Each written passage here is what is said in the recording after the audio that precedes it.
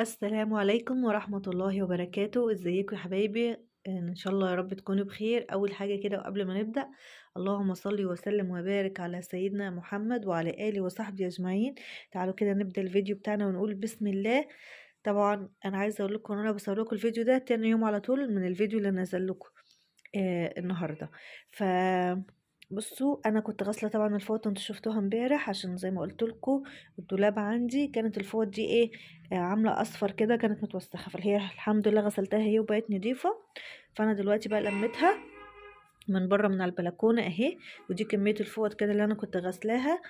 طبعا في فوط تانية بس انا يعني ايه لسه هغسلها. فانا دلوقتي لميت دولت وهبدا بقى ان انا اطبقهم كده. وعايزة اطلع يعني مثلا ايه كل اللي هما شبه بعض اطلعهم مع بعض. يعني دي رسمة مثلا عايزة اطلع اللي شبهها واطبقهم واحطهم مع بعض. كل رسمة اعمل فيها كده. يعني مثلا دي رسمة اهي، في رسومات تانية بصوا بتبقى عاملة كده. فعايزة اطلع بقى دلوقتي افرزهم كده وكل رسمة احطها مع بعض عشان اعرف الفوط اللي عندي. يعني ايه لما اجي ارصها ما تبقاش كل فوطة كده مع نفسها، لا يبقى كل الفوط اللي شبه بعض موجودة تحت بعض. علشان بعد كده يعني نشوف بقى الرسمة او الطريقة اللي احنا هنرص بيها في الدولاب عاملة ازاي.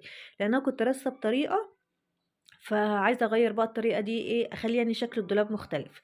فانا زي ما قلت لكم دلوقتي هبدا بقى ان انا اطلعهم كده، افرز كل رسمه لوحدها واطبقها واحطها على جنب لغايه ما اشوف هنعمل ايه. فخليكم معايا واحده واحده كده، وما تنسوش تشتركوا في القناه وتفعلوا زر الجرس عشان يوصلكم كل الفيديوهات الجديده، وحطي لي لايك للفيديو ده لو عجبك. طبعا زي ما انتم شايفين يا حبايبي اهو، خلاص خلصت كده ورصيت الفوط اهي زي فوق بعضها.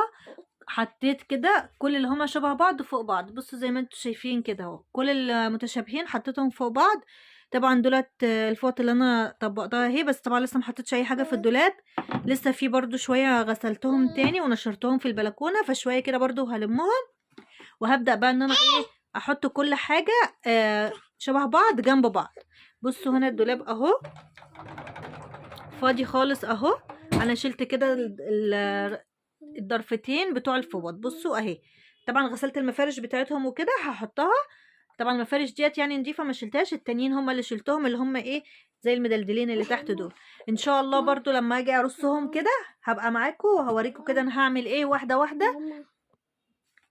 طبعا عادي جولي عماله بتقول ماما ماما ماما وبتزن، فعادي يا جماعه تعودوا على الصوت ده. فكنت بقول لكم ايه دلوقتي بقى انا هسيبهم كده زي ما هم لغايه ما الم بس اللي بره، وابدا برضو ان انا اطبقهم واحطهم عشان يبقى عندي كل الفوط، عشان ما ارجعش مثلا ارص حاجه واكتشف ان في واحده تانية او حاجه زيها. فانا هسيبهم دلوقتي لغايه، بس انا لسه منشره تانيين من شويه، فهسيبهم بس شويه كده في الشمس وهلمهم وابدا بقى ان انا ارص وكده. وانا برضو برص هوريكم برضو الشكل كده، هوريكم انا هعمل ايه، وهوريكم الشكل النهائي بعد ما ارصهم هيكون عامل ازاي. طبعا زي ما انتم شايفين زي ما قلت لكم يعني انا دلوقتي لميت كل بقى الفوط اللي كانت موجوده عندي في الدولاب اللي انا غسلتها. طبعا انا يعني غسلت ايه تقريبا 90% منهم، لان هما كانوا بصراحه مش نضاف. يعني تخيلوا بقالهم 4 سنين اهو محطوطين في الدولاب. فطبعا انا مش بطلع منهم يعني الفوط دي محطوطه على طول، لكن الفوط اللي انا بستخدمها انا مطلعاها وحطها تحت عشان يعني تبقى ايه مفصوله عن دول، فدولت محطوطين هنا. فانا دلوقتي اهي كميه الفوط اللي موجوده عندي كلها هبدا بقى ان انا ارصها كده. بس في الاول زي ما قلت لكم انا هطلع كل حاجه من البردو اللي انا لسه غسلاهم دمت كده. هنا طبعا بعد ما رصيت بصوا بقى الشكل النهائي، عايزاكم كده تقولوا لي ايه رايكم فيه، ولو في اي تعديلات ولا اي حاجه عايزاكم تكتبوا لي تحت في التعليقات. علشان انا بصراحه احترت وما كنتش عارفه اعمل ايه يعني شكل للدولاب او كده، فبصراحه حطيتهم بنفس الشكل اللي انا كنت عاملاه قبل كده. فالمهم يعني ده الشكل النهائي بتاعهم. انا عايزاكم برضو تقولوا لي كده شكله حلو ولا لا. لان انا بصوا غسلت المفارش وحطيت كل حاجه وظبطت المفارش اهي زي ما قلت لكم، عشان هما برضو كان بقالهم كتير ما اتغسلوش بصراحه وكان متوسخين وعليهم تراب كتير. انا اول حاجه بقى رصيت الفوط الكبيره يا جماعه اللي هي البشاكير، زي اللي هو مثلا الاوف وايت والكشمير اللي تحت دول، رصيتهم تحت كده. وبدات بقى ان انا ارص ايه الفوط الكبيره في الاصغر، يعني الاكبر في الاصغر. فانا بدات كده ان انا احط حتى الجنب ده برضو عملت نفس الحاجه، رصيت كده الفوط الكبيره الاول، وبعد كده بدات ان انا ارص الفوط الصغيره اللي هي حجمها صغير. يعني في فوط بتبقى مقاساتها كبيره وفي فوط مقاساتها صغيره، فانا رصيت اللي هي مقاساتها كبيره الاول تحت، وبعد كده رصيت اللي هم ايه المقاساتهم صغيرة، وحاولت كده إن أنا أحط إيه كل حاجة شبه بعضها، يعني مثلًا أمّا ألاقي الفوط فيها رسومات كده شبه بعض باحاول إن أنا أحطها إيه فوق بعض زي ما أنتم شايفين كده. في الجنب اليمين والجنب الشمال لقيت رسومات عليها وردة كده، فقُلت أحطهم بحيث إن هُم يدّوا شكله حلو. ده بالنسبة للجنب اللي فوق، وبالنسبة لل للفوط اللي أنا مزيّنة بيها دي يعني يعتبر إيه أحسن فوط أنا لقيتها موجودة عندي، فقُلت إن أنا هازيّن بيها.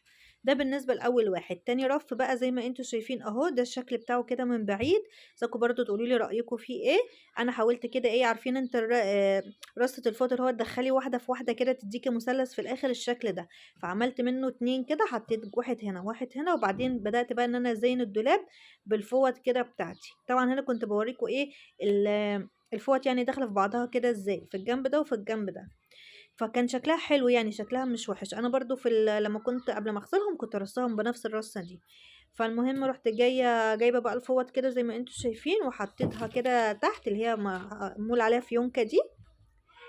حطيتهم كده تحت، وبدأت إن أنا أحط عليها فوق اللي هي إيه برضه عليها فيونكة بس ليها زي شُفتوا لمّا تكونوا عاملين فستان كده وليه فوق بطانة، هي زيها كده بالضبط. فحسيت يعني إن هي كده هيبقى شكلها حلو. أنا ما أعرفش هي شكلها حلو والّا لأ، بس بالنسبة لي يعني حلوة. فأنتم برضه قولوا لي إيه هي حلوة والّا لأ؟ زي جوري كده ما بتقول لكم، قولوا لها حلوة والّا لأ. فالمهم ده كان الشكل بتاعه أهو. أنا كده يعني إيه طلّعت الفوط زي ما قُلت لكم ورصيتها وحطيت الشكل ده كده يعني حطيته بشكل مايل كده علشان إيه، يعني تغيير شكل كده مختلف.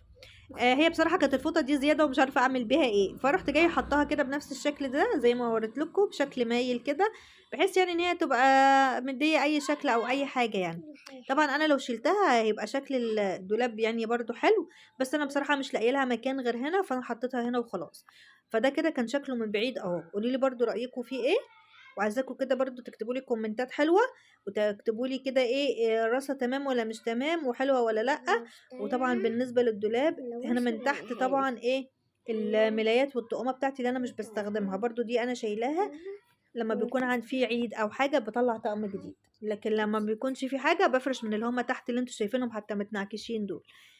فإن شاء الله بقى المرّة الجاية هاطلّع برضه الحاجات التانية دي وأرتّبها وأنضّفها، عشان يبقى الدولاب كده كُلّه الرفة بتاعته اتضبّطت، وبرضه أشيل المفارش وأحطها وأغسلها وكل حاجة.